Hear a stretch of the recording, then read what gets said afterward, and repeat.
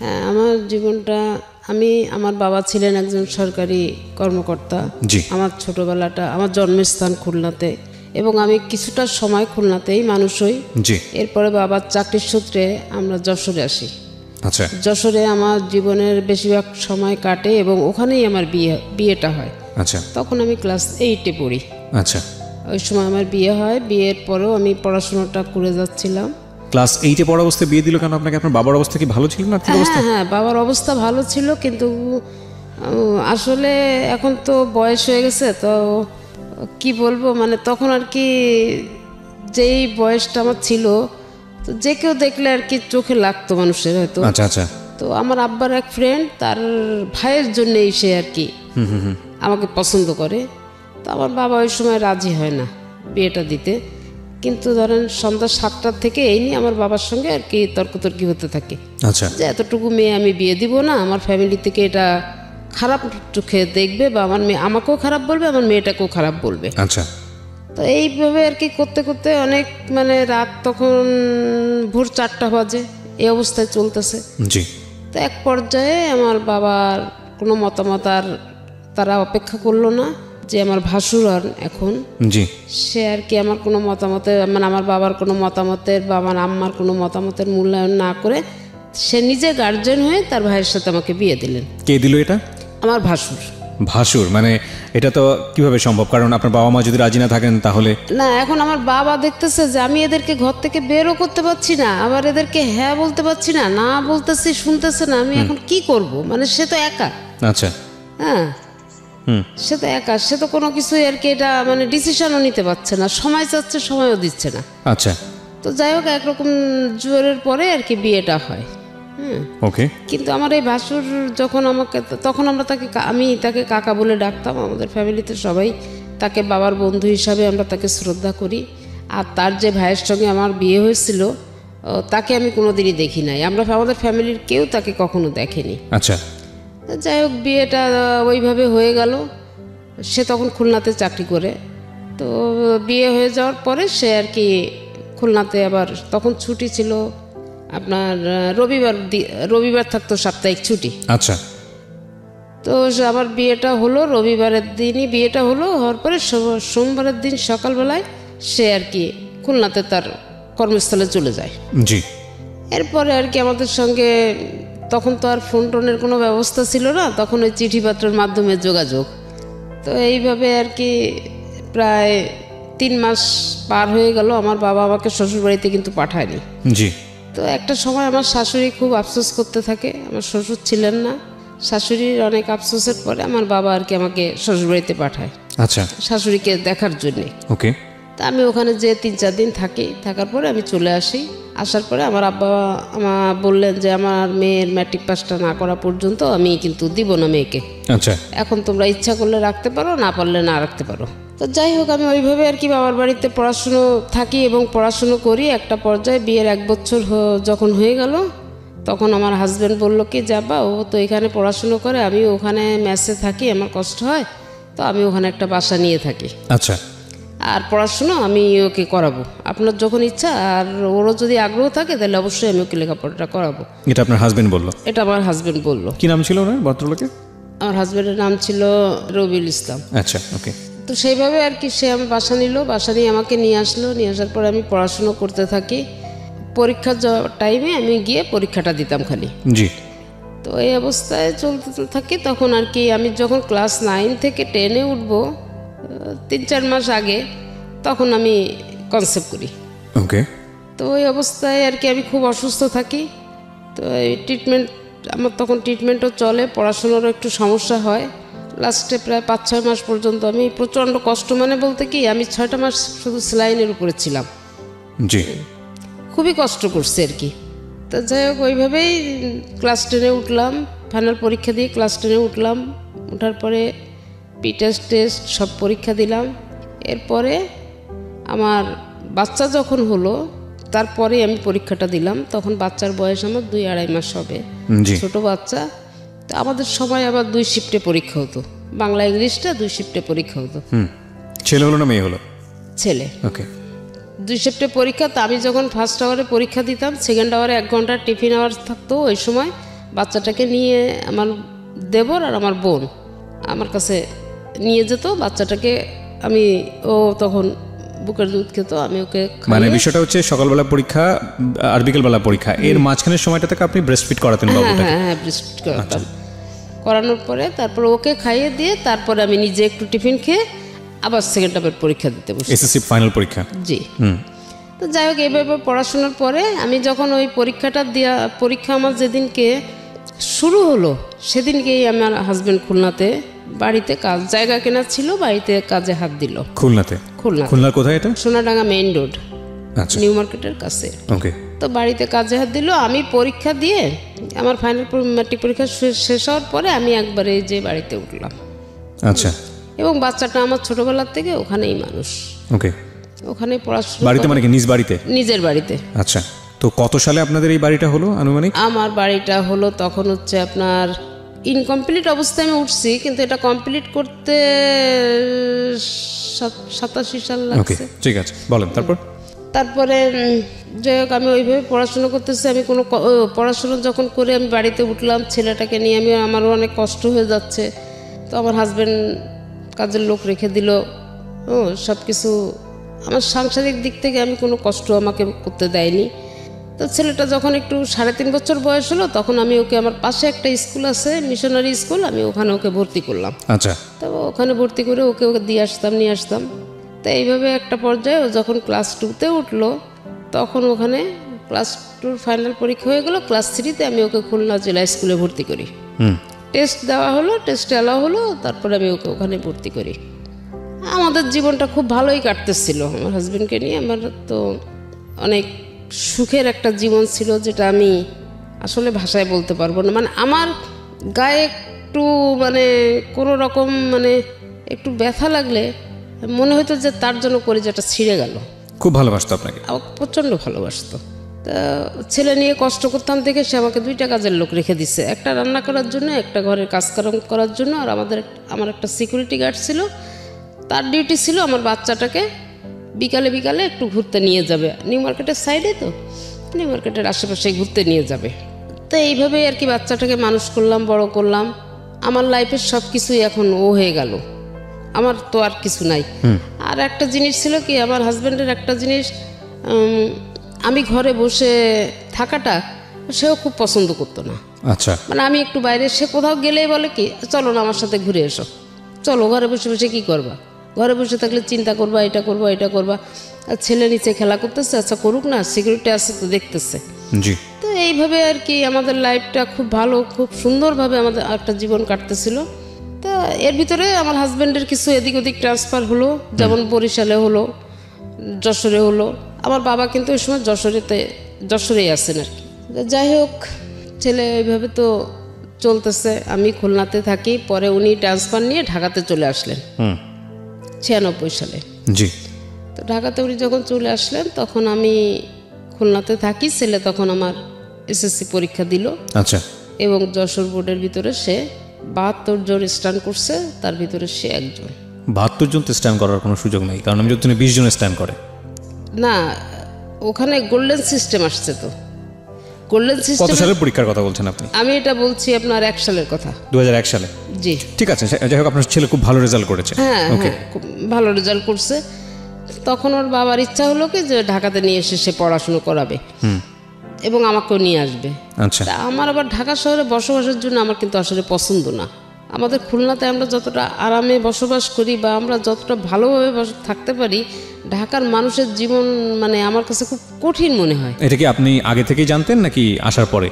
না, আমি আগে থেকেই জানতাম। যেহেতু আমার ভাই বোনরা আছে, আমি আসতাম, আসা যাওয়া করি। না, এটা আপনি একদম 100% সত্যি কথা বলেছেন। বিশেষ করে শহরতলি এলাকায় যারা বড় হয়েছে, তারা ঢাকা শহরে এসে মানিয়ে নেওয়া খুব কঠিন। এবং এটাও আবার সত্য যে 2, 4, 10, 15 বছর যখন ঢাকা শহরে মানুষ অভ্যস্ত হয়ে যায়, তখন ঢাকা শহরের মানুষ আবার অন্য জেলায় গিয়ে থাকা সেটাও খুব কঠিন হয়ে যায়। হ্যাঁ। তো তখন আমার ওই হাজব্যান্ড যখন এখানে আসলো, তখন সে বললো কি যে ছেলে তো ম্যাট্রিক পাস করছে, ভালো রেজাল্ট করছে, তো আমি তো ছিলাম না, তুমি তো সব কিছু করছো, আমার পক্ষ থেকে তোমার জন্য একটা ভালো গিফট থাকবে। ওই সময় 1 সালে উনি ফার্স্ট আমাকে ওই ছেলের রেজাল্টের উপরে ভিত্তি করে আমাকে ফার্স্ট মোবাইল গিফট করে উনি। আপনাকে মোবাইল গিফট করলো? হ্যাঁ, আমাকে। আচ্ছা। যাক আমি তখন ওই ছেলেকে উনি ঢাকাতে নিয়ে আসবে, এখানে কোচিং করাবে, ভর্তি আপনার করাবে। ছেলে কোন বিভাগে ছিল, মানবিক, সায়েন্স না কমার্স? সায়েন্সে ছিল। সায়েন্সে থেকে এত ভালো স্টুডেন্ট ছিল? হ্যাঁ, খুবই ভালো স্টুডেন্ট। ওকে। এখনো পর্যন্ত আপনি ওর হাতের লেখা দেখলে আপনি অবাক হয়ে যাবেন যে এত সুন্দর হাতের লেখা, কিন্তু ওর হাতের লেখাটা আমি ওকে শিখাইছি। Beautiful, beautiful. ঠিক আছে, আপনি এসএসসি পরে কি করলেন? ওই লেখাপড়া বন্ধ করে দিলেন? আমি লেখাপড়া বন্ধ না, হ্যাঁ কিছুটা সময় গ্যাপ রাখলাম। আচ্ছা ঠিক আছে, সামনের দিকে আগে। তারপর? হ্যাঁ, তারপরে যখন আমি ছেলেকে জেলা স্কুলে দিলাম, তখন আমি ওই ছেলেকে যখন পড়াইতাম, আমি নিজেও টিচার পড়াতো, তারপরে তো আমাকে গাইড করতে হতো কিছুটা। তো ওকে যখন পড়াতে শুরু করলাম, তখন আর কি আমি নিজে আবার পড়াশুনো শুরু করি। এটা কি মানে এসএসসির আগে, ছেলের এসএসসির আগে না পরের ঘটনা? ছেলের এসএসসির আগের ঘটনা। ওকে। আমি আবার পড়াশুনো শুরু করি এবং আমি ওই সময় আবার যাই হোক আমি পরবর্তীতে আর কি এটা আবার আমি এসএসসি পরীক্ষা দেই। এসএসসি দেন নাকি এইচএসসি? এসএসসি দিই। ম্যাট্রিক তো আপনি পাস করলেন? হ্যাঁ। তারপর আবার দিলেন? আবার দিলাম এই কারণে, আমার ভাসুর ছিলেন কলেজের প্রফেসর, তো তা বললো দেখো যে মানুষের ভবিষ্যৎ তো কিছু বলা যায় না, যদি পরবর্তীতে ও চাকরিতে বাকরি কিছু করতে চায়, তা ওর যে এই গ্যাপটা, এই গ্যাপের জন্য দেখা যাবে যে ওর চাকরিতে অনেক সমস্যা হতে পারে বা নাও হতে পারে চাকরি। আচ্ছা।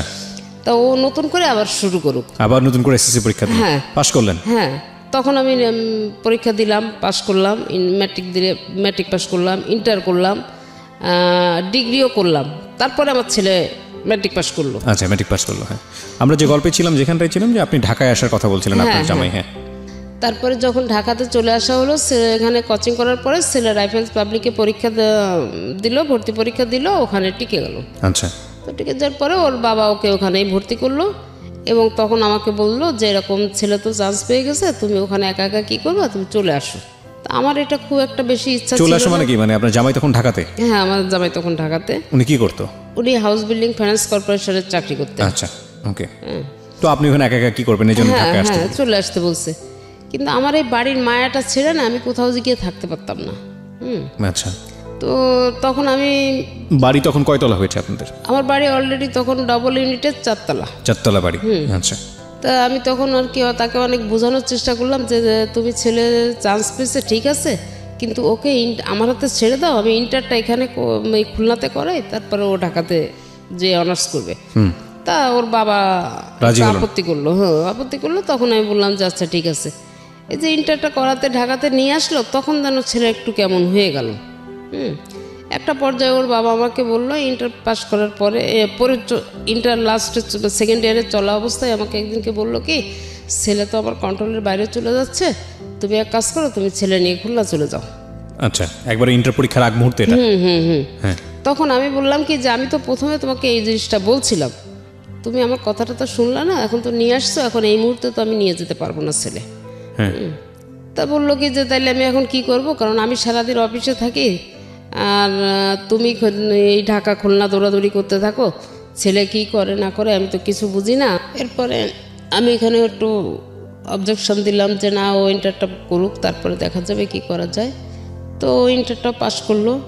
হ্যাঁ, রাইফেলস পাবলিকের থেকে ইন্টারটা পাস করলো। পাস করার পরে রেজাল্টটা কেমন ছিল? এসএসসির মতো ছিল নাকি খারাপ হলো? হ্যাঁ, রেজাল্টটা ভালো ছিল। তো ওর যেদিন রেজাল্ট হবে তার আগের দিন আছে আসানুল্লাহ প্রাইভেটে আর কি অনার্সের জন্য পরীক্ষা হলো। আচ্ছা। কিন্তু তখনও ইন্টারের রেজাল্ট হয়নি। আচ্ছা, ইন্টারের রেজাল্ট না হলে পরীক্ষা হয় কিভাবে? হ্যাঁ, এটা হলো এবং ও পরীক্ষাও দিল। ওকে, ইন্টারেস্টিং। যেদিনকে ওর ইন্টারের রেজাল্ট হলো সেদিনকে আসানুল্লাহর রেজাল্ট হলো। ছেলে এদিকে ইন্টারও পাস করে গেছে, ওদিকে আসানুল্লাহ এসে চান্স পেয়ে গেছে। আচ্ছা। তো এটা যখন হলো তখন আর কি সেইভাবে ওকে ভর্তি করার জন্য সব ব্যবস্থা করা হলো এবং ভর্তি করে। আসানুল্লাহতে কেন ভর্তি করার চিন্তা করছিলেন আপনারা? এটা আমার ভাই হচ্ছে, সাধারণত তো পাবলিকে সবাই ট্রাই করে প্রথমে, পাবলিক বিশ্ববিদ্যালয়গুলোতে। হ্যাঁ, কিন্তু ওর বাবার ইচ্ছা ছিল যে, ওরা বাবার একটা ধারণা ছিল কি যে মনে হয় প্রাইভেটে পড়াশুনো ভালো হয়। ওকে, এইটা আর কি। ওকে। তা যাই হোক সেটাই আর কি করছে। করার পরে ওখানে ওর বাবা আরও বেশিরভাগটা সময় এখানে থাকতো আর আমি খুলনাতে। এর মধ্যে আবার আমার একটা চাকরি হয়ে যায়। একটা চাকরি হয়, আমার পোস্টিংটা, আমি তো খুলনার থেকে অ্যাপ্লাই করি চাকরির জন্য, তো ওখানে আমার পোস্টিংটাও খুলনাতে হয়ে যায়।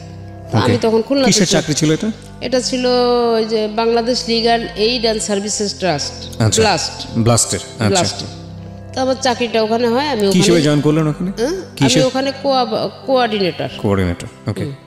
তা আমি ওখানে আর কি জয়েন করি আর বাবা ছেলে ঢাকাতেই থাকে। আমার ওখানে চাকরির বয়স যখন আমার 1 বছর হলো, তখন আর কি আমি প্রতি মাসের 7 বা 8 তারিখে আমি ওই খুলনা থেকে আমার রিপোর্ট নিয়ে আমার হেড অফিসে আসতে হতো। আচ্ছা। তো আমি সেইভাবে আসবো।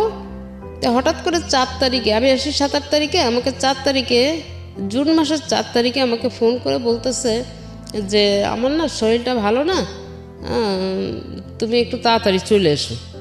আপনার জামাই বলছে? তখন আমি বললাম কত সালে এটা? এটা হয়েছে 7 সালে, 2007 সালে। 2007 সালে। তা আমি বললাম কি, তোমার যদি বেশি সমস্যা হয় আমি এখনও চলে আসতে পারবো, কারণ কোনো সমস্যা আমার নাই। তা বলতেছে না, বেশি তেমন কোনো কিছু না, তুমি ধীরে সুস্থে যেরকম আসো এইভাবে আসো। তাই আমি বললাম আচ্ছা ঠিক আছে। এখন আমি না, আসার আগে আপনাকে আমার একটা প্রশ্ন আছে, সেটা হচ্ছে আপনার বাড়ি ভাড়া কত আসতো ওই সময়টাতে? 15 থেকে 16,000 টাকা। 15 থেকে 16,000 টাকা পুরো বিল্ডিং মিলে? হ্যাঁ, পুরো টোটাল বিল্ডিং এ। আর আপনার জামাই তো জব করতোই। জি। তো আপনার জামাইও তো মোটামুটি ভালো অঙ্কেরই বেতন পেত, আমি যদি ভুল না করে থাকি। তো তারপরও আপনার জব করার, আমি বলছি না আপনি জব করেন, সেটাতে আমার কোনো প্রশ্ন নাই, কিন্তু মানুষ তো সাধারণত আমাদের সামাজিক বিন্যাসটা তো এরকমই যে প্রয়োজন না থাকলে আসলে মেয়েরা তেমন একটা জবে যান না, এটাই আমরা দেখে থাকি। তো আপনার তো বোধহয় সেরকম ক্রাইসিস ছিল না অর্থে? না। তো তারপরেও আপনি কেন জবে গেলেন? কেন গেলাম এটাই হচ্ছে যে আমার বাড়িতে, আমি যে ঢাকাতে আসছি, আমার বাড়িতে যে কেয়ারটেকার রেখে আসছি, এই কেয়ারটেকারটা আমার বিদ্যুৎ বিল নিয়ে অনেক ঝামেলা করে ফেলছে। তো ঝামেলা করে ফেলার পরে একটা পর্যায়ে আমরা দুজনে বসে আলাপ করলাম কি, যে এরকম অবস্থা হলে তো এরকম বিদ্যুৎ নিয়ে ঝামেলা করলে তো প্রায় বিদ্যুৎ অফিস থেকে এসে লাইন টাইন কেটে দেওয়া, ভাড়াটেদের সমস্যা, আর এই খুলনা থেকে আমি, এই ঢাকা থেকে আমি যে এইভাবে তো সমস্যার সমাধান করা ঠিক মানে সম্ভব হয় না, এটা খুবই কঠিন একটা ব্যাপার। তখন আমার হাজব্যান্ড বললো কি যে আচ্ছা দেখি কি করা যায়। তারপরে যখন আমার ওই চাকরিটার জন্য আমি অ্যাপ্লাই করছি, এটা তার আগ্রহে করছি। তো তখন ওই আগ্রহটা চাওয়ার এই কারণেই ছিল যে যদি খুলনাতে আমার চাকরিটা হয় আর আমি খুলনাতে থাকতে পারি, তাহলে আমার বাড়িতে কেয়ারটেকারের দরকার হবে না, আমার নিজের তত্ত্বাবধানে আমার বাড়িটা থাকবে, কোনো ঝামেলা ঝঞ্ঝাট হবে না। তো এটা বললাম। তখন আমি যখন চাকরিটা হলো, আমার চাকরিটা আসলে বেশি টাকার জন্য আমার চাকরিটা করা ছিল না। অফিস থেকে বাসায় গেছি, বাসায় যাওয়ার পরে আর কি এমনি উনি মানে নিজে যখন দুপুরে সকালে যে অফিসে গিয়ে আমাকে একটা ফোন দিত, বা বাসা থেকে বের হওয়ার সময় ফোন দিছে, দুপুরে যখন সে খেতে বসবে তার আগে এই অফিসেই তো খাওয়া দাওয়ার সিস্টেম ছিল তার, অফিস দুপুরে খাওয়া দাওয়ার আগে আমাকে ফোন দিত। কারণ আমি না খাওয়া দাওয়ার প্রতি আমার আবার একটু খুব অনীহা। জি। মানে অনীহা বলতে কেমন, এই বাচ্চাদের মতো আমাকে জোর করে ধরে কেউ খাওয়াইতে পারলে মনে ভালো হয়, কারণ একা একা থাকি তো, খুবই আমার ভাতটা মোটেই আমার একেবারে পছন্দ ছিল না। আচ্ছা, এরকম আর কি। তো আমার যে পার্মানেন্ট কাজের লোকটা ছিল, ওকে সবসময় এটা সে সতর্ক করে দিত, এবং ওই খাওয়ার আগে আমাকে খালি জিজ্ঞেস করতো তুমি যে কোথায় আছো? অফিসে। তা খাওয়া দাওয়া কী করছো? তা না, বাইরে বেরোয় দেখো সামনে ভালো কোন রেস্টুরেন্টে বসে খেয়ে নাও। আচ্ছা ঠিক আছে খাবো। আমি আরও বরং উল্টা রাগ করতাম তার উপরে, যে কি আমাকে কি ছোটো মানুষ পাইছো নাকি, তুমি এরকম করো কিসের জন্যে?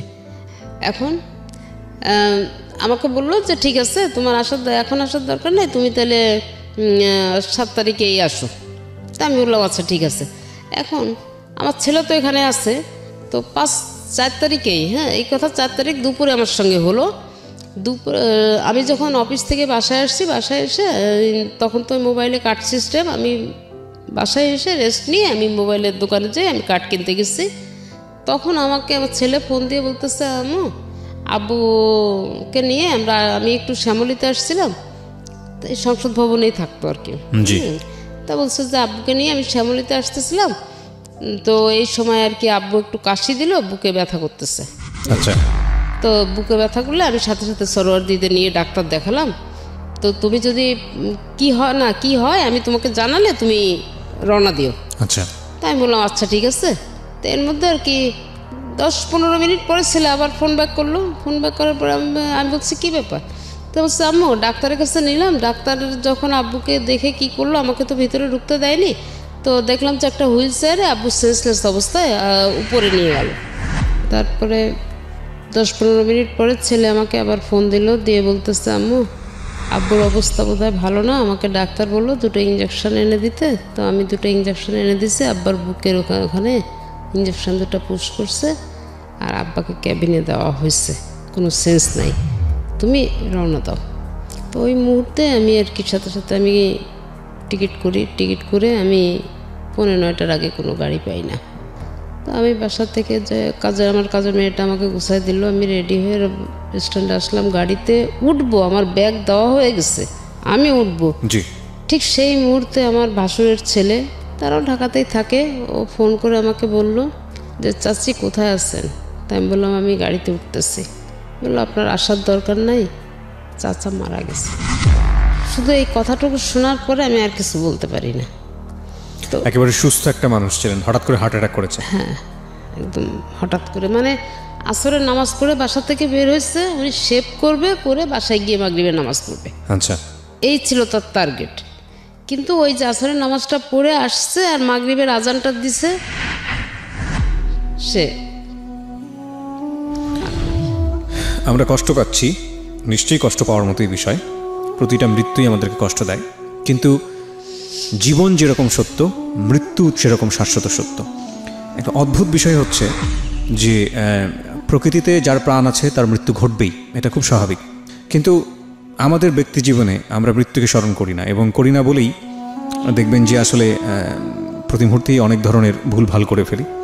চিন্তা করে দেখুন, আপনি একটা মানুষ, এই মুহূর্তে যারা আমার রেডিওটা শুনছেন, লাখ লাখ মানুষ আপনারা শুনছেন, লাখ লাখ মানুষ, কিন্তু একবার যদি খুব খুব মানে গভীরভাবে একটু চিন্তা করে দেখেন যে এমনও হতে পারে আজকের এই অনুষ্ঠানটি আপনার জীবনের শেষ শোনা অনুষ্ঠান, কিংবা এই রাতটি আজকে আপনার জীবনের শেষ রাত, কিংবা আমি কি প্রিয়া, আমার জন্য হয়তোবা এটা আজকের জন্যে মানে আজকের মতো শেষ অনুষ্ঠান হতেই পারে। যে কোনো মুহূর্তে এমন হতে পারে যে অনুষ্ঠানটা করে বাড়ি ফিরতে পারবো না, সৃষ্টিকর্তা হয়তো বা নিয়ে যাবেন।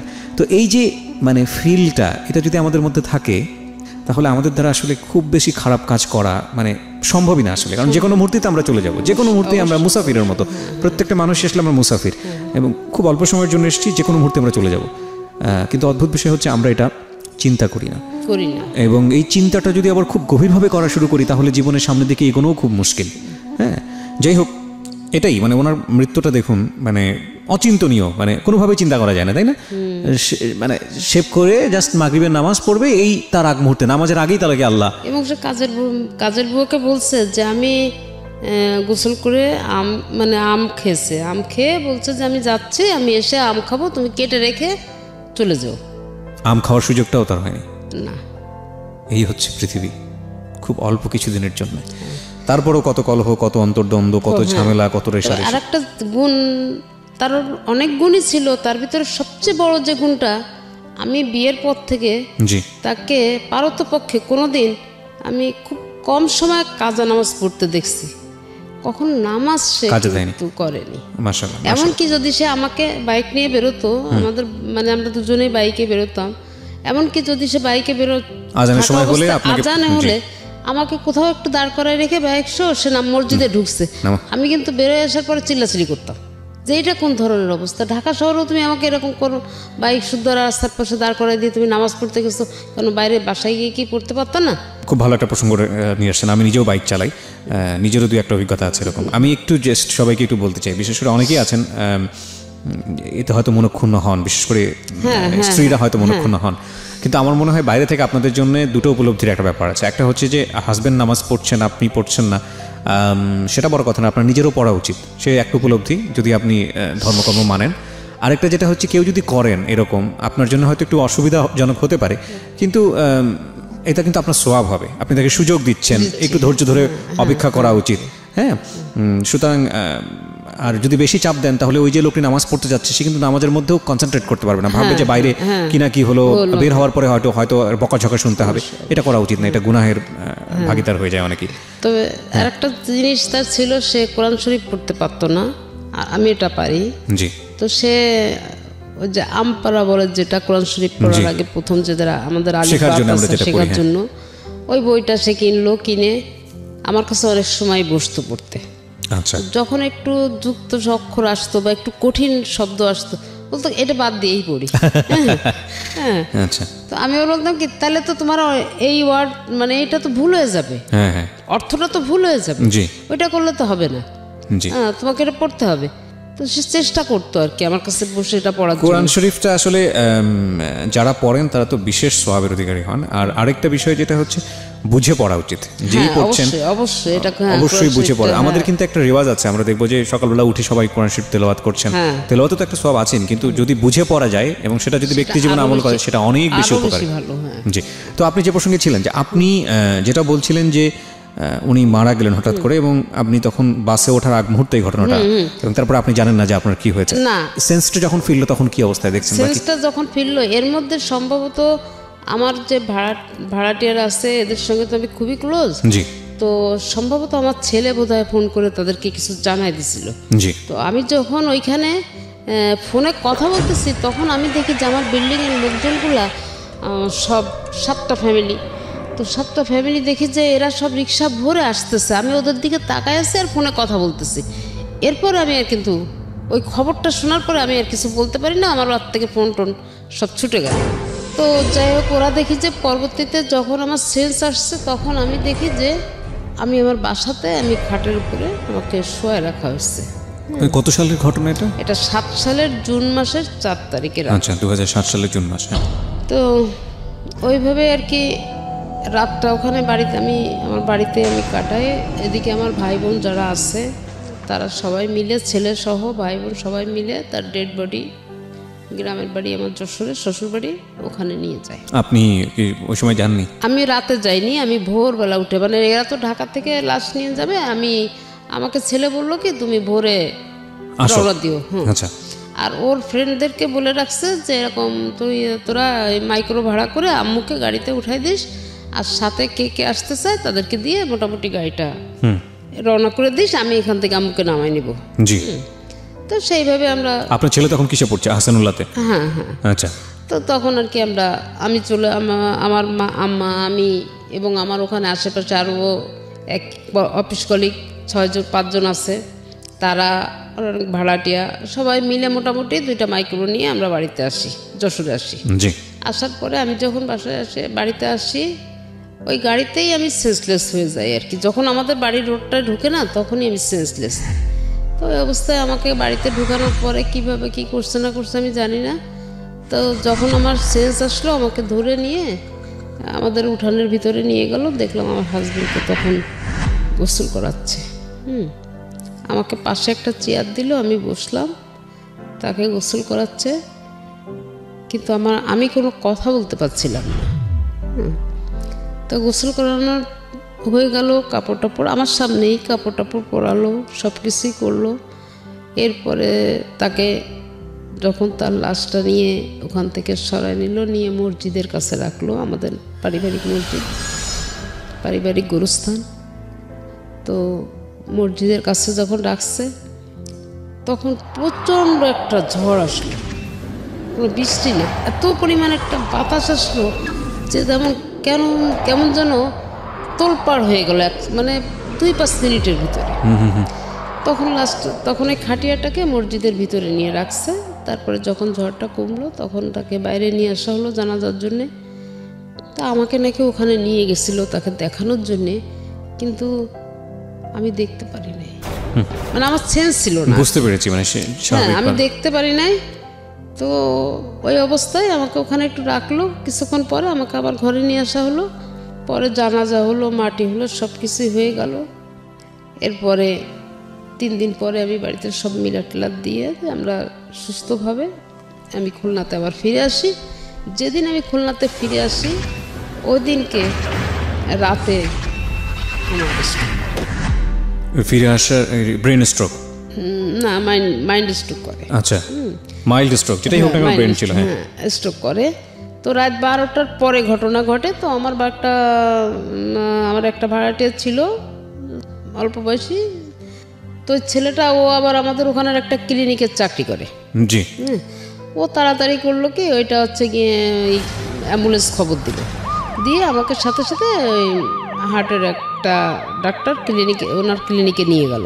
জি। নিয়ে ওখানে 2 দিন রাখা হলো। রাখার পরে আমি যখন একটু সুস্থ হয়ে কথা বলতে পারছি তখন খালি একটা কথাই বললাম যে আমাকে বাসায় নিয়ে চলো, আমি এখানে থাকবো না, আমাকে বাসায় নিয়ে চলো। মানে আমি বাসায় আসার জন্য খুব অস্থির। জি। তখন আমাকে বাসায় নিয়ে আসলো। এই আস্তে আস্তে আস্তে আস্তে আমি চাকরিটাও ছেড়ে দিলাম। আমি কিন্তু ওই মুহূর্তেই চাকরিটা ছেড়ে দিলাম। চাকরিটা ছেড়ে দিয়ে আমি ওইভাবেই আসি। মানে আমি যেন কেমন একটা হয়ে যাচ্ছি তখন থেকে। আচ্ছা, আমার ভিতরে আস্তে আস্তে পরিবর্তনটা আসতে শুরু করে, এবং পরিবর্তনটা আস্তে আস্তে তখন আমি দেখি কি যে আমার ছেলেটাও যেন কেমন হয়ে যাচ্ছে। তখন চিন্তা করলাম যে আমি তো গেলাম, ছেলেটাও নষ্ট হয়ে যাচ্ছে, নষ্ট হয়ে যাবে। এইভাবে ঘরের ভিতরে সারাদিন দরজা আটকাই দিয়ে যে খাওয়া নেই দাওয়া নেই পড়ে আসছে খুলনাতেই। তা আমার আম্মাকে বললাম যে মা তুমি আসো আমার কাছে, নাহলে তো আমি পাচ্ছি না। তা আম্মা আমার কাছে অনেক দিন ছিল আর কি। তো থাকার পরে যাই হোক ওই রান্নাবান্না করতো বা ছেলেটাকে একটু খাওয়াইতো, আমাকে ওরকম খাওয়ার কথা বললে আমি চিলাচিলি করে উঠতাম।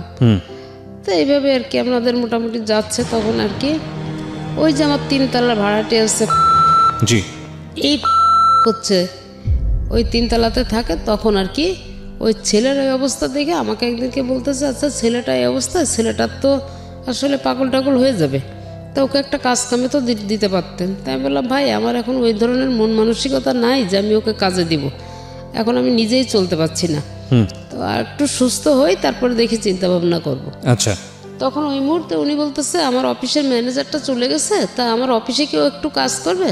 তাই আমি বললাম যে ঠিক আছে আপনি ওর সাথে একটু কথা বলেন। তখন আর কি ওকে ডাক দিলাম, ও আসার পরে ওর সঙ্গে কথা বললো। তো ও বললো ঠিক আছে কাকু, আমি আপনার অফিসের যে কয়দিনের সমস্যা আমি করে দেই। না কিন্তু ওর তো লেখাপড়া করার কথা তখন। কিন্তু ও লেখাপড়া ছেড়ে দিল, বাবার মৃত্যুর পর লেখাপড়া ছেড়ে দিল। এটা তো একবারেই মানে আমার কাছে বেমানান ঠেকছে। এত ভালো স্টুডেন্ট হঠাৎ করে লেখাপড়া কেন ছেড়ে দেবে? তখন আমি ওই তো এই যে কাজের ভিতরে তখন আমি ওকে বুঝাতে লাগলাম যে তুমি না আর যাই করো তুমি লেখাপড়াটা করো। তো অনেক ওই গ্যাপ দিল, মানে একটু গ্যাপ গেল, গ্যাপ যাওয়ার পরে অনেক বুঝাতে বুঝাতে তখন ও আবার আমাকে উল্টা বুঝাতে লাগলো। কি বুঝাতো? সবাই দেখে দিয়ে সব কিছু হয় না। হ্যাঁ, আমার পড়াশুনো করতে এখন আর ভালো লাগে না, একটা সময় ভালো লাগছে, এখন ভালো লাগে না, তুমি কেন আমাকে জোর করো? হ্যাঁ আচ্ছা দেখবো, তুমি বলতেছো যখন আমি চিন্তা করে দেখবোই করবো। পরে যাই হোক এইভাবে আর কি মোটামুটি অনেক কষ্ট করে আমি অনেক চাপের মুখে রেখে ভালোবেসে বুকে ঝুঁকে আদর যত্ন যাই করার করে টরে মোটামুটি অনার্সটা করাই দিলাম। ওকে, অনার্সটা করলাম, করার পরে এখন ওই অফিসে কাজে গেল না, ওখান থেকে আর কি কাজকাম করতো, কি টাকা পয়সা পাইতো না পাইতো এটা কখনো আমার কাছে বলতো না, দিত না। আর আমি এটা জিজ্ঞাসা করলে বলতো কি যে জাস্ট ম্যানেজার নাই, আমি একটু কাজ করে দিচ্ছি, সে কিছু দিল না দিল আম্মু এটা নিয়ে তোমার কোনো টেনশন করার দরকার নেই। ওকে, তাই বললাম আচ্ছা ঠিক আছে। তো কাজ করতে করতে একটা পর্যায়ে সে ছেলেকে কি দিয়ে কি পরামর্শ করলো আমি জানি না, তখন হচ্ছে যে আপনার 9 সালের লাস্টের দিকে। ওকে, তখন আর কি ছেলেকে কি দিয়ে কি পরামর্শ দিল, তখন ছেলে আমাকে বলতে লাগলো যে আমি বাড়িটা ভাগ করে নিব। তাই আমি বললাম কি বাবা আমার তো আর কেউ নাই, তুই ছাড়া তো আমার আর কেউ নাই, এখন যদি আমি মারা যাই তা বাড়িটা তো তোরই, এটা আবার ভাগ করার কি হয়েছে? তা বললো যে না আমার অংশ আমি ভাগ করে নিব। তাই আমি বললাম যে বোঝানোর পরে অনেক কিছুই বুঝালাম, কিন্তু কোনো কথাই সে শুনতে চায় না। তো লাস্টে যখন আমাকে কোনো রকম কিছু করতে পারলো না, তখন আমার ওয়ার্ড কমিশনারের কাছে গেল। আচ্ছা, ওয়ার্ড কমিশনারকে গিয়ে বললো, তখন ওয়ার্ড কমিশনার আমাকে ডাকলো, ডেকে আমাকে বলতেছে আপা এ ছেলে তো এরকম উল্টাপাল্টা কথাবার্তা বলতেছে, এটা আমি কি করব?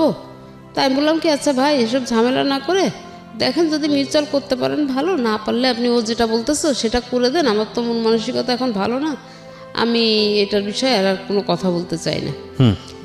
তখন ওই আমার ছেলে এরা সবাই একসাথে হয়ে কমিশনারের কাছে গেল। আর হলো গিয়ে কমিশনারের খালাতো ভাই, কিন্তু এদের সঙ্গে রিলেশন খুবই খারাপ, রক্তের সম্পর্ক, কিন্তু এদের সঙ্গে রিলেশনটা ভালো না।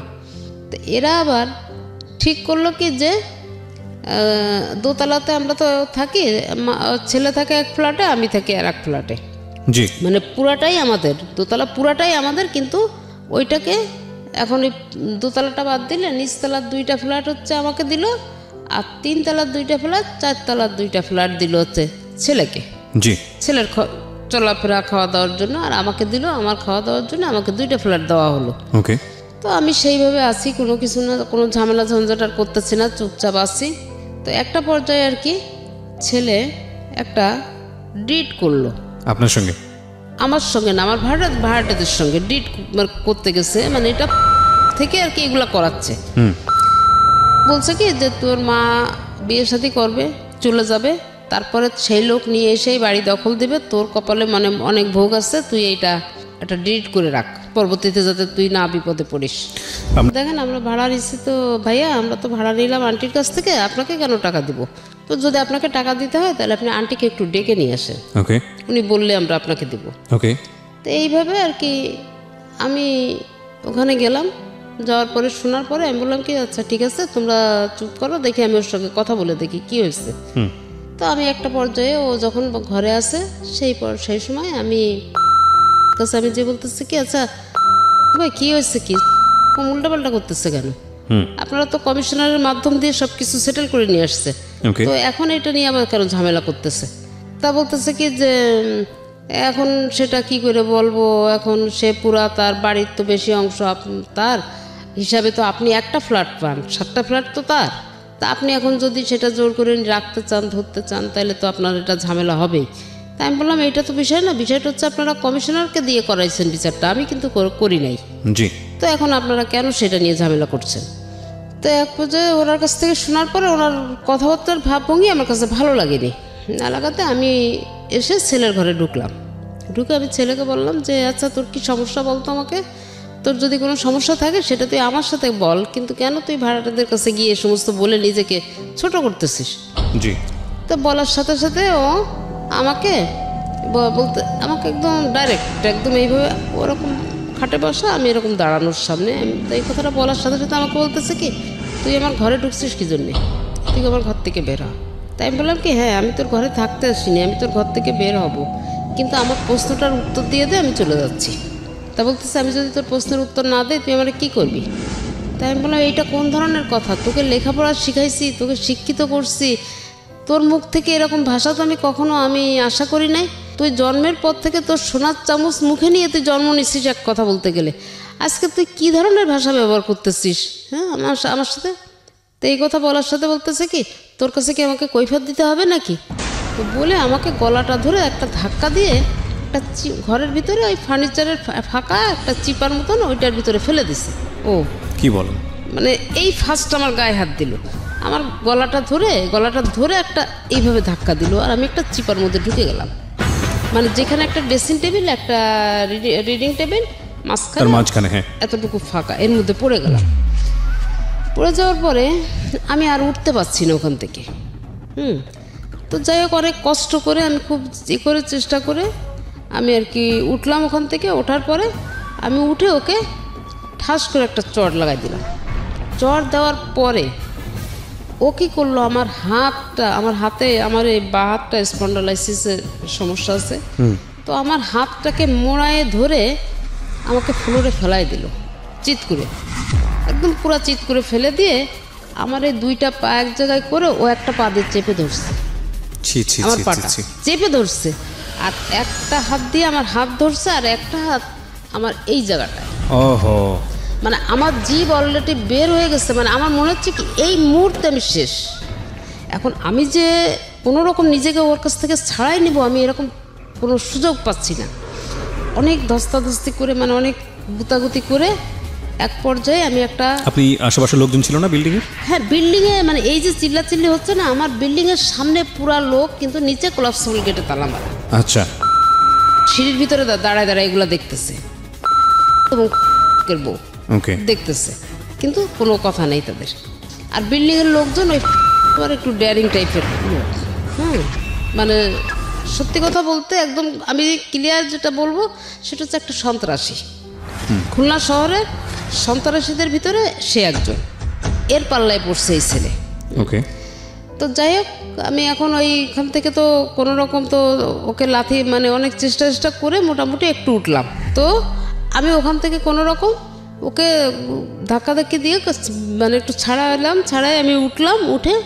ওঠার পরে ও আমার হাত 2টা মোড়ায় পিছনে নিয়ে গেল, নিয়ে আমাকে ওর ঘরের থেকে আবার পিছনে ঘাড়ে হাত দিয়ে ধাক্কা দিতে দিতে ওর ঘর থেকে বারান্দায় বের করে নিয়ে আসছে।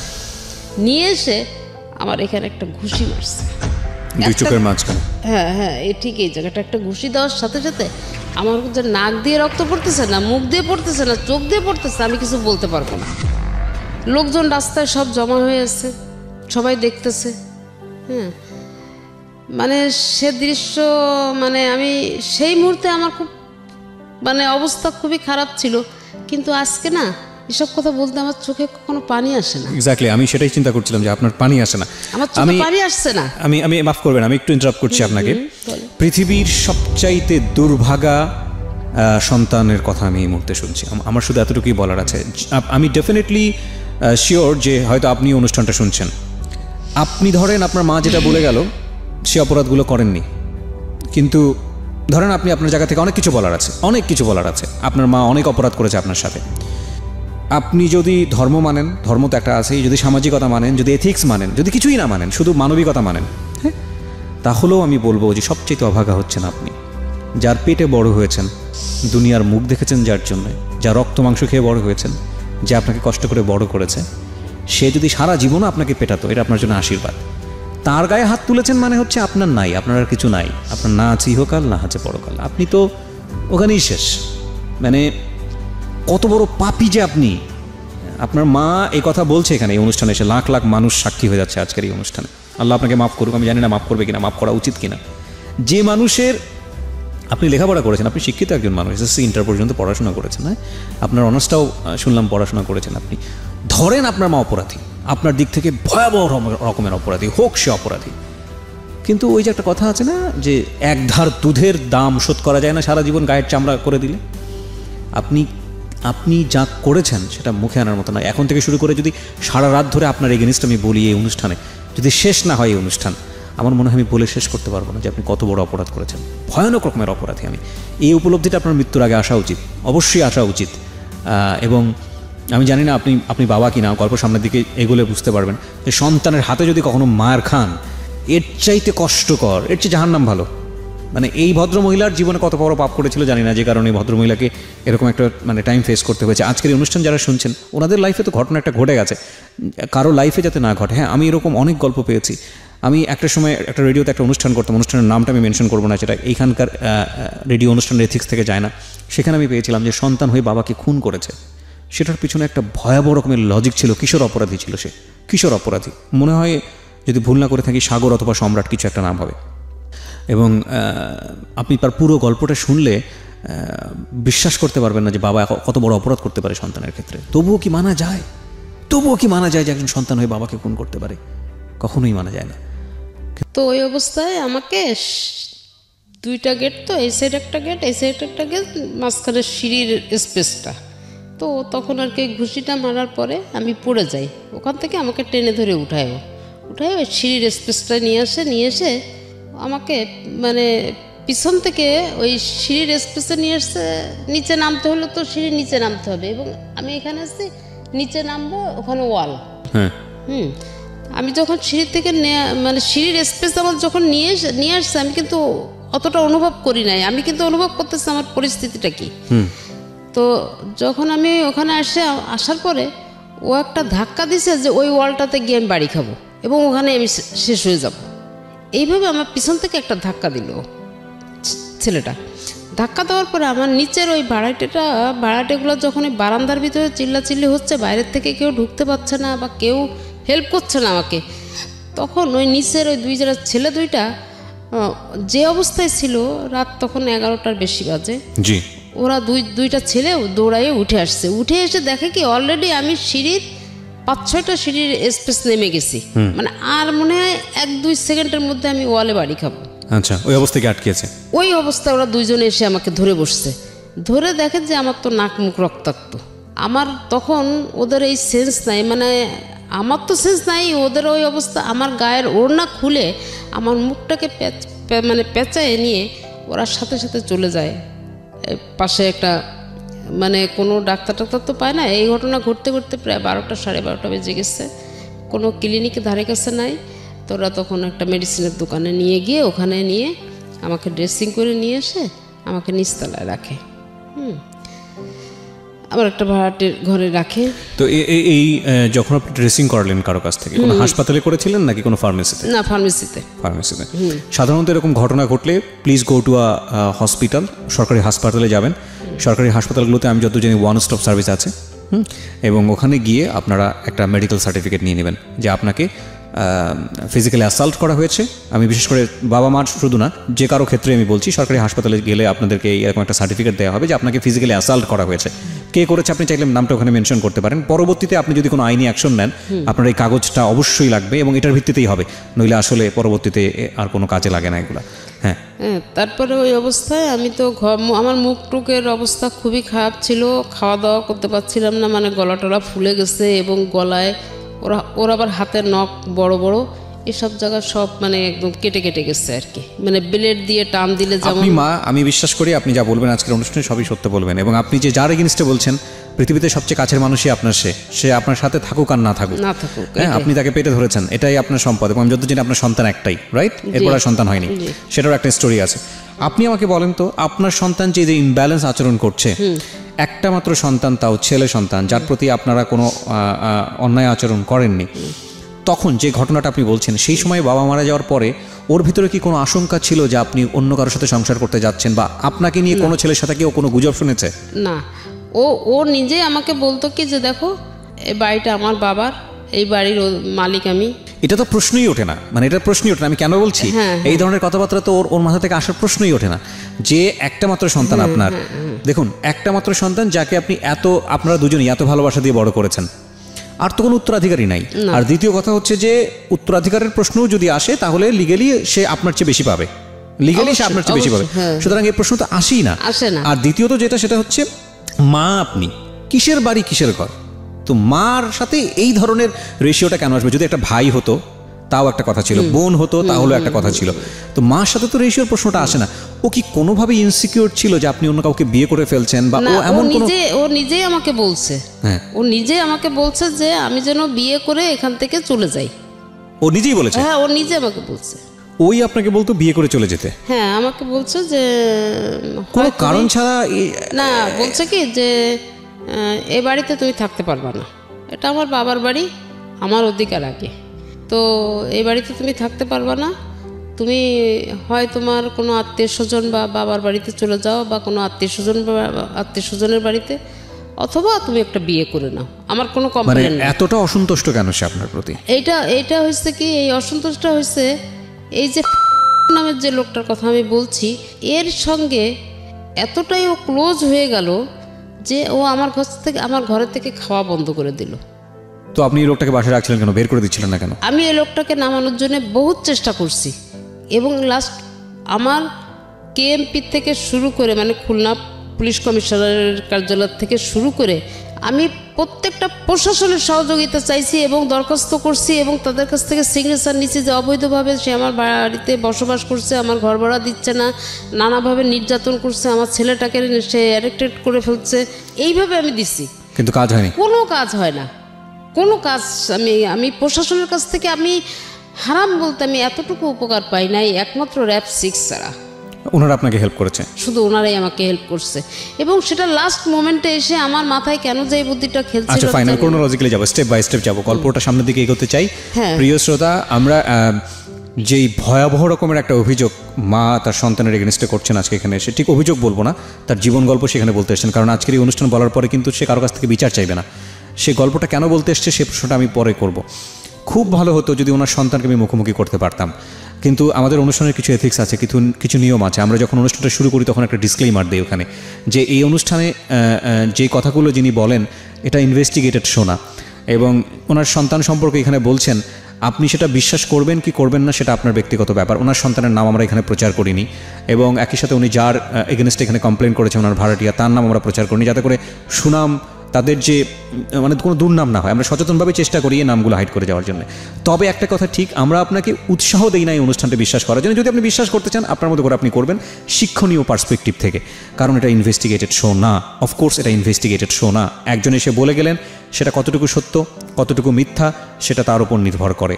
এবং খুব কষ্ট হচ্ছে যে যদি এখানে এসে ভাই তার বোনকে নিয়ে এভাবে বলতো, বা বোন এসে তো যদি ভাইকে নিয়ে এভাবে বলতো, আমি তাকে বলার সুযোগ দিতাম না, আমি তাকে অনুষ্ঠানে গল্পই বলার সুযোগ দিতাম না। কিন্তু যখন মা এসে একমাত্র সন্তানের এগেনস্টে বলে, এবং তখন বলার সুযোগ দেই একটাই কারণে, যে মা হয়ে সন্তানের এগেনস্টে কীভাবে মিথ্যা কথা বলবে, কেন বলবে, তার উদ্দেশ্যটা কি, তার উদ্দেশ্য থাকতে পারে না। এবং এই ঘটনা কিন্তু একবার ঘটেনি, আরও বহুবার ঘটেছে। সামনের দিকে একটু এগোতে চাই। তবে নাথিং ইজ ইম্পসিবল। সন্তানের দিক থেকে যদি শোনা যায় তাহলে হয়তো তার জায়গা থেকে অনেক শক্তিশালী একটা যুক্তি ছিল, কিন্তু যেই যুক্তি আপনি দেন না কেন ভাই, আপনার মা যেহেতু বলেছে আপনি তার গায়ে হাত তুলেছেন, পৃথিবীতে মা যদি পাগলও হয়ে যায়, উন্মাদও হয়ে যায়, বদ্ধ উন্মাদ, এমন উন্মাদ যে গায়ে কাপড় চোপড় রাখতে পারছে না, এরকম উন্মাদও যদি হয়ে যায়, তাকে একটা টোকা দেওয়ার অধিকার আল্লাহ দেয়নি, টোকা দেওয়ার অধিকার দেয়নি। আপনি যদি ধর্ম না মানেন, মানবিক জায়গা থেকেও আপনি সেটা পারবেন না। তাহলে এই পার্সপেক্টিভ থেকেই আমি আমাদের আজকের এই অনুষ্ঠানটাতে ওনাকে বলার সুযোগ দিয়েছি। জি বলুন। তারপর হ্যাঁ, ওখান থেকে করে নিয়ে আসার পরে আমাকে নিচে রাখা হলো। তো আমার একটা খালাতো ভাই, সে আবার ওই সময় পাশে থাকতো, ও আসছে, ও খবর পেয়ে আসছে। আসার পরে তখন আর কি আমার ভাই আর কি আমার ছেলেকে একটু বকাঝকা দিয়ে দিল। দিয়ে আমার যে নিজের ভাই, সে আবার ঢাকাতে থাকে, তাকে আবার ফোন করে জানানোর পরে তখন আমার ভাই ওকে, আমার ওই খালাতো ভাইটাকে বলতেছে, এক্ষুনি ওকে নিয়ে তোরা সোনাডাঙ্গা থানাতে ওই পুলিশের হাতে হ্যান্ড ওভার করে দেয়। ওরা এত বড় সাহস হলো কী করে? তো যাই হোক, এইভাবে আর কি এখন ও আমার ওই ভাইটা ওর সঙ্গে তর্ক বিতর্কে এক পর্যায়ে ও গেটে লক করে রাখছে, আর গেট খুলে না, ছেলে গেট খুলতেছে না, লক করে রাখছে। ও অনেক আমার ওই ভাইটা ধাক্কাধাক্কি করছে কিন্তু খুলেনি। ও পরে আর কেউ চলে গেল। পরে মানে দেখাশোনা করতে থাকে, আমার ভাইটা দেখতেছে। আমার মামা তো বোন একটা অ্যাডভোকেট, ও 2 দিন ও খবর পায়, কীভাবে যেন খবর পেয়ে ও আমাকে দেখতে আসে। দেখতে আসার পরে ও আমাকে দেখে বলতেছে যে আপা এই কী অবস্থা, এটা তো ঠিক না, আসলে ওর বিরুদ্ধে একটা ব্যবস্থা নেওয়া দরকার। ও তো অনেক দিন থেকে এইরকম তো তোমাকে ডিস্টার্ব করতেছে, একটা মামলা করে দাও ওর নামে, ওকে জেলে ঢুকানোর ব্যবস্থা করে দিই, কিছুদিন একটু থেকে দেখি একটু শিক্ষা হয় কিনা। তা আমার ওই বোন আছে, মামাতো বোন, তারপরে মামা, খালাতো ভাই, মানে মোটামুটি ফ্যামিলির বেশ কিছু লোকজন আছে অ্যাডভোকেট খুলনাতে। তারা মিলে সবাই একটা পরামর্শ করলো, করে ওকে একটা মামলা দিয়ে, কোর্টের মাধ্যমে একটা মামলা দিয়ে ওকে জেলে দেওয়া হলো। দেওয়ার পরে তখন আর কি করলো, তখন 12 দিনের মাথায় ওকে বললো যে 65,000 টাকা খরচ করে ওকে বের করে নিয়ে আসলো। ওকে। তো ওই সময়টায় ওই যে ছেলে মারছে, আমি অসুস্থ, ওই সময় আমি আমার আম্মার কাছে গিয়ে থাকি আর কি, পাশাপাশি তো খুব বেশি একটা দূর না। আমি আম্মার কাছে গিয়ে থাকি। তো ওই সময় একটু সুস্থ হওয়ার পরে ওই এদিকে ছেলেও বেরোয় আসছে, আমি একটু সুস্থ হইলাম, বাসায় আসলাম। বাসায় এসে দেখি কি যে আমার আলমারি ভেঙে, আলমারির ভিতরে আমার 7.5 ভরি অর্নামেন্টস ছিল, সেটা নিয়ে গেছে আমার, মানে হ্যাঁ, আমার ঘরের দরজা ভেঙে ফেলছে। ওকে। ঘরের দরজায় যে হ্যাজবোল্টটা দেওয়া, লকটা দেওয়া, এই লকটাকে কাটছে। কেটে আমার ল্যান্ডফোন, টিভি, গ্যাসের সিলিন্ডার, আমাদের ওখানে তো সিলিন্ডার ব্যবহার করি আমরা, সিলিন্ডার, তারপরে হচ্ছে যে আলমারির ভিতর থেকে আমার কাপড় চোপড়, আমার শীতের কাপড়, আমার পার্সপত্র, সার্টিফিকেট এবং আমার ফাইলপত্র যেখানে যা ছিল নেওয়ার মতন সব কিছু নিয়ে গিয়ে আমাদের যে দোতলায় পুরো একটা ফ্ল্যাট, তো একটা ফ্ল্যাটের মাঝখানে ও পার্টিশন দিয়ে দিচ্ছে ইট দিকেতে। ওকে। দিয়ে আমারটা সেপারেট করে ফেলছে, ওরটা সেপারেট করে ফেলছে, এবং আমার ফ্রিজ ট্রিজ সব নিয়ে গেছে। আচ্ছা। তো আমি যখন বাসায় আসলাম, বাসায় আসার পরে আমি পরিস্থিতি তো দেখলাম, দেখে চুপচাপ আছি। এখন আমার আম্মা তো বলতেছে যে আমি কি তোকে এইভাবে রেখে যাব, যদি রাত্রে আবার কোনো দুর্ঘটনা ঘটে? আমি বললাম যে না, তুমি যাও। আমি বললাম আম্মা তুমি যাও, তুমি এত টেনশন করো না, আল্লাহ ভরসা, যাও। আচ্ছা, যা হবার হবে। তো যাক, আম্মা অনেক টেনশন করে, অনেক সাবধান করে দিয়ে বুঝাই টুজাই বলে চলে গেল।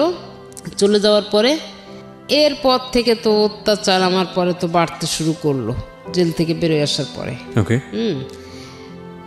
এখন জেলে কতদিন ছিল? জেলে ছিল 14 দিন। আপনি কি কেস করেছিলেন নাকি আলটিমেটলি এমনিতেই নিয়ে গেল জেলে? না, আমি ওই যে আমাকে মারছিল না, শুধু কমপ্লেইন করেছেন? ওইটার এগেইনস্টে একটা মামলা করছিলাম। মামলা করলে তো সে বের হয়ে আসলো কিভাবে, আমি ঠিক বুঝলাম না। মামলা করলেও বের হয়ে আসলো কিভাবে, এটা হচ্ছে কি আমারও এটা টার্গেট, যেহেতু মা মামলা করছে সেক্ষেত্রে তো অন্য কেউ বের করে নিয়ে আসতে পারে না বা পারার কথাও না। কিন্তু এখানে কোনো এখানে, আচ্ছা ঠিক আছে, আইনগতভাবে আমি মানে এটা আপনাকে বুঝাইতে পারবো না। যাই হোক, সে আপনি মামলা দিলেন, ছেলে জেলে ছিল, কিছুদিনের মধ্যে সে আবার বের হয়ে আসলো। আচ্ছা, তারপর কি হলো?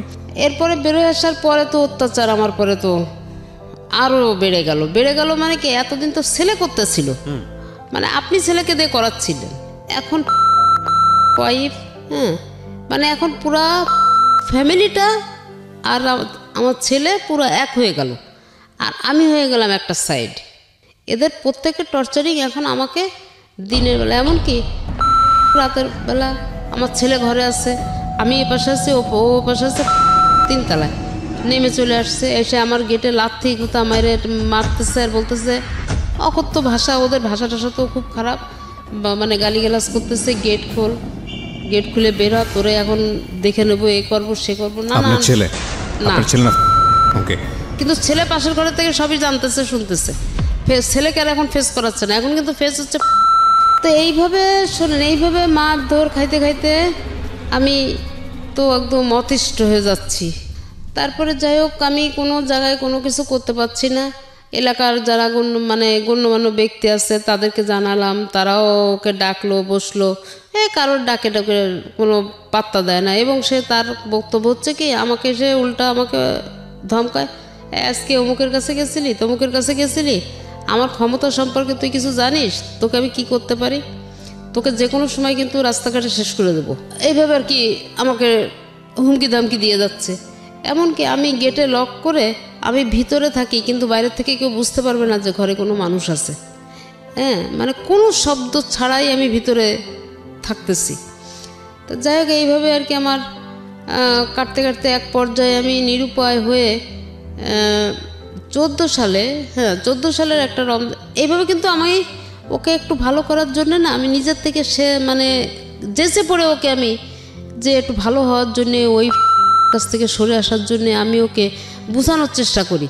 তো ওই চেষ্টা করতে গিয়ে আমাকে উল্টা মার খেতে হচ্ছে, কিন্তু সেই মার খেয়েও আমি কিন্তু ওকে পায়ে ধরতেছি, আমি ছেলের পায়ে ধরছি, আমি পায়ে ধরে বলতেছি, বাবা আমি তো দুটো পায়ে ধরি, তুই ছাড়া আমার দুনিয়ায় এর কেউ নাই, তুই আমাকে এইভাবে মারিস না, তুই আমাকে এইভাবে অত্যাচার করিস না, আমার সব কিছু কিন্তু তোর, বাবা আমি তোকে নিয়ে জীবনটা কাটাতে চাই, আমি যে কদিন বেঁচে থাকবো আমি তোকে নিয়ে বাঁচতে চাই, তুই আমাকে এইভাবে ফেলে দিস না বাবা, হ্যাঁ। আর এই যে তোর সঙ্গে যা করতেছে না, এই বাড়িটা তোর কাছ থেকে ও যে কোনো কিছুর বিনিময়ে বাড়িটা তোর কাছ থেকে লিখে নেবে, এটা তুই বুঝতে পারতেছিস না, কেন তোর মাথায় এই কাজটা করতেছে না, বাবা তুই ওখান থেকে সরে আয়, তুই সরে আয়, এসব বলতে গেলে তখন ওই আমার তো মার তো খেতেই হয়েছে।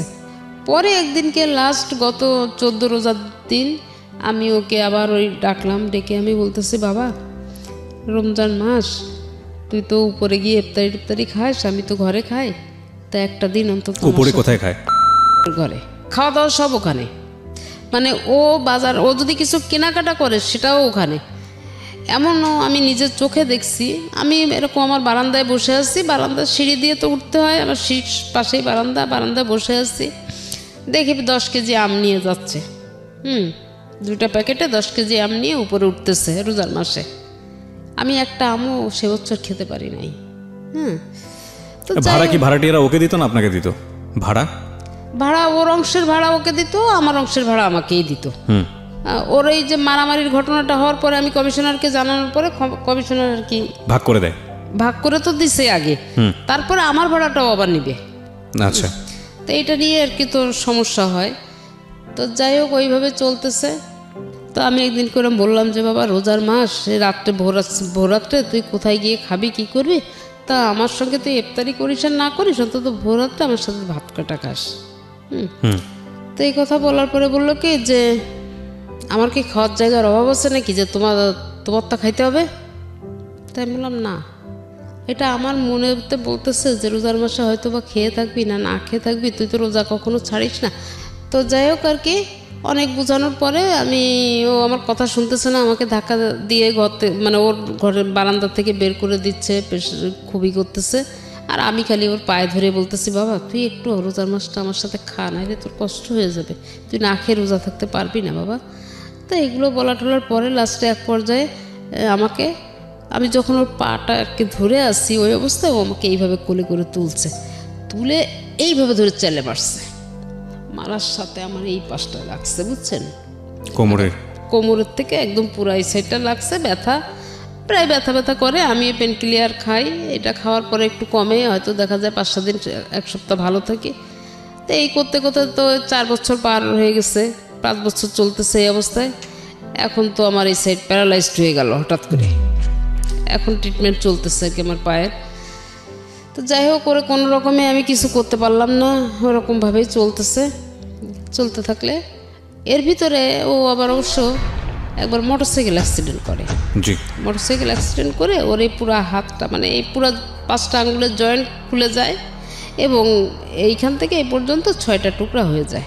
আচ্ছা, ডান হাতের। তো তখন ওই হাসপাতালে ভর্তি হওয়ার পরে আমার মা, ভাই বোন যারা ছিল খুলনাতে সবাই গেল, আমিও গেলাম। যখনই আমি গেছি আমাকে দেখছে, তখন বলতেছে যে কেন আসছো? তা আমি বললাম যে শুনলাম তুই অ্যাক্সিডেন্ট করছিস, তাই আমি আসলাম আর কি। এখানে তোমার আসার তো কোনো প্রয়োজন নেই, আমার অনেক লোক আছে। ফাইন, আমি না মানতে পারছি না। প্রথম কথা হচ্ছে যে আপনি যেটা বলছেন, আমার কাছে যদি মানুষ হিসেবে চিন্তা করি, একটা মানুষ কি পাগল হয়ে গেছে? একতরফা খারাপ ব্যবহার করবে কিভাবে আপনার সঙ্গে? কেন, কি কারণটা কি ছিল? একবার নয় করে ফেলছে, সেটা বুঝতে পারলাম যে ঠিক আছে, সেটা ওকে কেউ মোটিভেট করেছে। কন্টিনিউয়াসলি 4-5 বছর ধরে যদি খারাপ বিহেভ সে করেই থাকে আপনার সঙ্গে, প্রথম কথা হচ্ছে মার সঙ্গে তো করা যাবে না। কিন্তু বাড়িটা বিক্রি করে দাও। বাড়ি বিক্রি করলে? বাড়িটা বিক্রি করে তুমি আমাকে টাকা পয়সাগুলো দাও, তোমার অংশের টাকাটা তুমি নিয়ে আমার অংশের টাকাটা আমাকে দিয়ে দাও। কি করবে সে টাকা দিলে? আমি ওই টাকা দিয়ে ব্যবসা করব। লেখাপড়া বাদ দিয়ে সেই সব করার চিন্তা ভাবনা করছে? এই ব্যবসা। তো বাড়ি বিক্রি করে? হ্যাঁ, বাড়ি বিক্রি করে। ওকে। তো এইটার বাধা হয়েছিলাম আমি। ওকে, যে কারণে সবকিছুতেই আপনাকে দেখতে পাচ্ছি না। এই একটাই কারণ। আমি যদি প্রথম চান্সে এটা রাজি হতাম, তাহলে হয়তো জিনিসটা আজকে এত দূর পর্যন্ত আসতো না। আচ্ছা, ঠিক আছে, বলেন তারপর। তো যাই হোক, আমি ওইভাবে হাসপাতালে, তখন আমি ওকে দেখতে গেলাম। ওই যখন ওটিতে ঢুকাবে ওকে অপারেশনের জন্য, তখন আমি গেলাম ওখানে।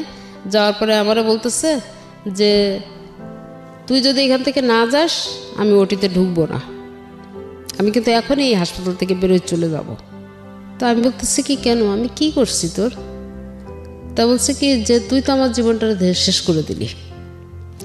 তা একদম এইভাবে কথাবার্তা বলতেছে। যাই হোক, আমি ওর বন্ধু বান্ধব ছিল, আরও লোকজন ছিল, আমি মান সম্মানের খাতিরে আস্তে করে আমি, ও 3 তলায় ছিল, আমি 2 তলায় এসে সিঁড়ির ভিতরে দাঁড়াই আছি। যখন ওকে ওটিতে ঢুকাইলো, তখন আমি ওটির সামনে গিয়ে দাঁড়ালাম। পরে যখন ওর অপারেশন করে বের করলো, তখন তো সেন্স ছিল না, তখন আমি কাছে গেলাম, মাথাটাতে একটু হাত টাত দিলাম, দিয়ে ওখানে কাছে কিছু সময় বসলাম। বসার পরে ওর বন্ধুবান্ধব বললো কি যে আন্টি আপনি এক কাজ করেন, আপনি বাসায় চলে যান, আমরা আসি, যদি কোনো সমস্যা হয় আমরা খবর দিব। আমি জানি যে আমার ছেলে আবার কোল বালিশ ছাড়া ঘুমাতে পারে না। তা আমি বাসায় গেছি, মানে আমার বাসার থেকে ক্লিনিক পর্যন্ত আসতে 3 থেকে 4 মিনিট লাগে হেঁটে আসলে। তা আমি আবার এটা জানি, আমি তো ওটা জানি যে ও তো সেন্স ফিরলেই কোল বালিশ খুঁজবে। তা আমি ভোর যখন 5টা বাজে, আজান হয়ে গেছে, 5টা বেজে গেছে, তখন আমি একটা কোল বালিশ হাতে করে নিয়ে আস্তে আস্তে ক্লিনিকে আসলাম। এসে ওই বালিশটা রেখে গেলাম, মানে ওর বন্ধুদের হাতে দিয়ে গেলাম, আর বললাম যে ওর কী অবস্থা, একটু মাথাটাতে হাত বুলাই দিয়ে চলে গেলাম। চলে যাওয়ার পরে তারপরে ও জিজ্ঞেস করছে বালিশ কে দিয়ে গেছে, তা বলছে যে তা আন্টি এসে দিয়ে গেছে। যাই হোক, ওইভাবে আর কি ও সেখান থেকে ক্লিনিক থেকে বের হলো। কিন্তু আমি ওই যে কয়দিন ক্লিনিকে ছিল, আমি গেলে ও রুমে আমাকে ঢুকতে দিত না। তো ও রুমের সোজা আবার সিঁড়িটা, তা আমি ওই সিঁড়ির ওই কোনায় দাঁড়ায় ওকে একটু দেখতাম। বাসায় তো মন টিকতো না, কারণ আমার তো বাসায় আর কেউ নাই। তা আমি ওই দূরে দাঁড়ায় দাঁড়ায় আর কি, যতটুকু সময় সম্ভব হতো আমি ওই এরকম সিঁড়ির ভিতরে দাঁড়ায় ওকে দেখতাম, ও যাতে আমাকে দেখতে না পায়, এইভাবে দেখে টেকে আমি চলে যেতাম। তারপরে যাই হোক, আস্তে আস্তে যখন একটু সুস্থ হলো, রিলিজ দিল, বাসায় গেল, তখন আর কি আমি ওকে ওর ঘরে গেলাম দেখতে। তখন আমাকে বলতেছে যে তুমি কেন আসছো দেখতে? তাই আমি বললাম হাসপাতাল থেকে রিলিজ নিয়ে আসলি তো, ওখানে তো টাকায় শর্ট পড়ছিল, আমি তো ওখানে কিছু টাকা দিলাম। আর কোনো কথা বলে না, ওইভাবে আসছে। এর ভিতরে হচ্ছে কি, একটা মেয়ের সঙ্গে ওর একটু রিলেশন হয়। আচ্ছা। তো মেয়েটাকে আমাকে দেখাতেও নিয়ে আসতে চায়। তো আমিও বলি যে ঠিক আছে। এই মানে দেখাতে নিয়ে আসতে চাই মানে হচ্ছে এই এরকম ঘটনার মধ্যে যেখানে আপনাকে হাসপাতালে দেখতে দিতে চায় না? না, সেইখানে ওই মেয়েটা থাকে, মেয়েটা সেখানে ওর কাছেই থাকে কিন্তু, আর ওই মেয়েটা থাকার কারণে কিন্তু না সেটা অন্য হিসাব। আপনাকে যেখানে ওটিতে আপনাকে দেখলে ওটিতে ঢুকতে যাচ্ছে না, সেখানে মেয়ের সঙ্গে সম্পর্ক করে আপনাকে দেখাতে চাবে কেন? না, এটাই যে সুস্থ হওয়ার পরে। সুস্থ বলতে মানে ওটি সুস্থ হয়েছে বুঝলাম, কিন্তু সম্পর্কটা তো সুস্থ হয়নি। মানে আমি বলতে চাচ্ছি এই কারণে যে যেখানে আপনাকে কোনো কিছুতেই প্রাধান্য দিচ্ছে না, সেখানে কোনো একটা মেয়ের সঙ্গে সম্পর্ক হলে আপনাকে কেন দেখাতে যাচ্ছে, আমি তো বুঝতে পারছি না। না, তো ওইটা হয়েছে কি, তখন আর কি ও একটু মনে হয় কিছু হয়তো নিজের ভুল বুঝতে পারছে, একটু স্বাভাবিক হয়ে আমার সঙ্গে একটু কথাবার্তা বলে আর কি। যাই হোক, আপনাকে দেখাতে চেয়েছে। হ্যাঁ, এখন মেয়েটা পছন্দ করছে, মানে আমি ওকে বিয়ে দেওয়ার জন্য বলতেছি যে বাবা এখন একটা বিয়ে শাদী কর, তাহলে দেখি একটু ঘর সংসারের দিকে তোর মন আসবে। হ্যাঁ, তারপর যে বিয়ে করে কি খাওয়াবো কি? আমি যখন তোকে খাওয়াইতে পারতেছি, তা আর একটা মেয়ে নিয়ে আসলে তাকেও আমি খাওয়াইতে পারবো। আমার যদি একটা মেয়ে থাকতো তা আমি তো তাকে দেখতাম, আমি তো আর অন্যের পরে ছেড়ে দিতাম না। তো এইভাবে বলা টলার পরেও একদিনকে আমাকে বলতেছে তাহলে আমি মেয়েটাকে নিয়ে আসি, তুমি দেখবো? তাহলে আমি নিয়ে আসি। এবার হ্যাঁ ঠিক আছে, নিয়ে আসো। এখন নিয়ে আসার পরে মেয়েটা দেখে আমার কিন্তু আসলে পছন্দ হয়নি। হ্যাঁ, তো এতটুকু সময় ছিল যে মেয়েটার পরিচয়টা ভালোভাবে আমার জানার মতন সুযোগ হয়নি। হ্যাঁ, 5-7 মিনিট ছিল আর কি। তো মেয়েটা চলে যাওয়ার পরে আমার ছেলে যখন বাসায় আসলো, আমি তখন ওকে বললাম যে আচ্ছা ওদের বাড়িটা কোথায়? তা বলল।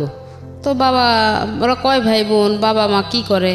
তা বলতেছে যে ওর বাবা মা কি করে এটা আমি বলতে পারবো না, ওরা হচ্ছে 3 বোন আর 1 ভাই, ও হচ্ছে বোনদের মধ্যে ছোট। জি। তাই আমি বললাম কি যে তুই একটা মেয়ের সঙ্গে রিলেশন করলি, অথচ তার বাবা কি করে তুই এইটা বলতে পারিস না, এইটা আবার কেমন কথা বলতেছিস? তা আমার না জিনিসটা একটু সন্দেহ লাগলো। এটা লাগার পরে আমি এটা কি করলাম, আমি এটা কোনো একজন কারো একজন মারফতে আমি খোঁজ নিলাম যে আসলে মেয়ের বাবা কি করে। তখন আমি জানতে পারলাম যে মেয়ের বাবা একজন ট্রাক ড্রাইভার। আচ্ছা। আমি এইটার পরে না আমি একদম নিস্তব্ধ হয়ে গেলাম। পরবর্তীতে আমি ছেলেকে ডাকলাম, আবার বেশ 2-3 দিন পরে আমি ছেলেকে ডাকলাম, জিজ্ঞেস করলাম। ছেলে বলল যে আসলে তো আমি জানি না। আমি বলছি কি, আমি তো শুনলাম যে ওর বাবা নাকি ট্রাক ড্রাইভার। তা বলছে না, আমি তো এটা শিওর না। তখন আমি বললাম যে যদি তুমি শিওর হও আর নাই হও, যদি এরকম কিছু হয় তাহলে কিন্তু আমি বাবা এইটা মেনে নিতে পারবো না, কারণ আমার ফ্যামিলির কাছে আমি পরিচয় দিতে পারবো না যে তুমি কি করছো। তো এইভাবে আর কি মেয়েটার সঙ্গে ওই মেয়েটা এই কথাগুলো আমার ছেলে কিন্তু আমার মেয়েকে যে বলছে, বলার পরে মেয়ে আমার পরে আবার একটু ক্ষিপ্ত হয়ে আসছে। তো একদিন এটা নিয়ে এই মেয়েটা আমার সঙ্গে আর কোনো যোগাযোগ করে না। হ্যাঁ, আগে একটু ফোনে কথা বলতো, ফোনে আমিও কথা বলতাম, ও কথা বলতো। একদিন আমি ফোন করলে ও উল্টা আমাকে খুব ঝাড়ি দিচ্ছে মেয়ে। তখন আমি আবার মানে একটু আনইজি ফিল করতেছি যে কী ব্যাপার, কী হইলো। তা যাই হোক, আমি আর তারপর থেকে মেয়ের সঙ্গে কোনো যোগাযোগ করি না। আর এদিকে হচ্ছে ছেলে, এর কাছে বাড়ি বিক্রি হবে, ওর কাছে বাড়ি বিক্রি হবে, সে তার কিন্তু ওই বাড়িটাই এখন সব কিছু হয়ে গেছে। আচ্ছা, এটা বিক্রি না করা পর্যন্ত সে আর ঠান্ডা হচ্ছে না। তো আমি গত বছরের একটা সময় আমার অফিসে, মানে আমার হাজব্যান্ড যে অফিসে চাকরি করতেন, আমি খুলনা অফিসে, আমার অনেক পরিচিত লোকজন আছে, তো তা আমি তাদের কাছে গিয়ে বললাম, ভাই আপনারা আমাকে একটা উপকার করেন, বাড়িটা তো হাউস বিল্ডিংয়ে অল্প কিছু টাকা বকে আছে, আর ছেলেও তো বাড়ি বিক্রি করতে যাচ্ছে, তা আমি আপনাদের লোনটাও আমি শোধ করে দেব, আর ওকে বলেন বাড়িটা ও যে দাম চাচ্ছে আমি ওই দামটাই ওকে দিব, বাড়িটা আমাকে দিয়ে দিক। আচ্ছা, আমার স্বামীর বাড়ি, আমি এটা অন্য কারো হাতে দিতে চাচ্ছি না। তো বললো কি, এলে তাহলে তো ভালো প্রস্তাব এটা, তো ঠিক আছে ওকে বলি। এখন ছেলেকে যতবারই বলা হচ্ছে, ছেলের কথা হলো আমি দিব, আমি তাকে বাড়ি দিব না। তো এইভাবে তখন ওই অফিস থেকে বলতেছে যে বিষয় হচ্ছে এটাই যে তোমার মাস সই ছাড়া কিন্তু তুমি কিছুই করতে পারবা না, তুমি যা কিছু করতে চাও না কেন তোমার মাস সইয়ের বাইরে তুমি যাইতে পারতেছো না, আর হাউস বিল্ডিং থেকে তুমি দলিলও বের করতে পারবা না। আপনাদের দুজনেরই সই লাগবে, ইনফ্যাক্ট। হ্যাঁ, একজনের দ্বারা হবে না। হ্যাঁ, তো এইভাবে ওকে অনেক বোঝানোর চেষ্টা করছে, কিন্তু ও আসলে কোনো